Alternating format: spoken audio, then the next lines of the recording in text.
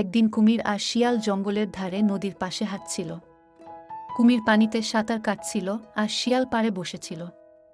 হঠাৎ শিয়াল কুমিরকে ডাক দিল। কুমির ভাই, একটু আসো তো, কথা আছে। কি হয়েছে শিয়াল ভাই? আমরা এতদিন ধরে পাশাপাশি বসবাস করছি, কিন্তু তেমন করে কখনো কথা হয়নি। ভাবলাম আজ তোমার সাথে একটু গল্প করি। হ্যাঁ, সেটাই ভালো হবে। কি নিয়ে গল্প করবে? তোমার সাঁতার কাটার কৌশলটা সত্যিই দুর্দান্ত। তোমার কাছে শিখতে ইচ্ছে করে।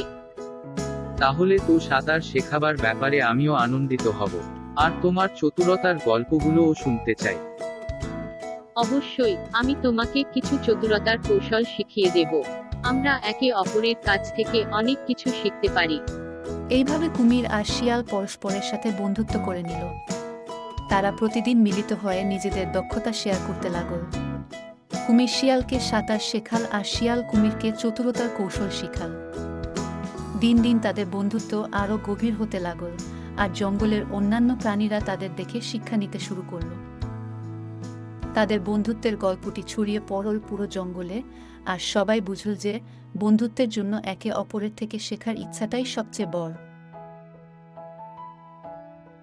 বন্ধুরা, মজার মজার গল্প শুনতে চ্যানেলটি সাবস্ক্রাইব করে ফেলো এখনই।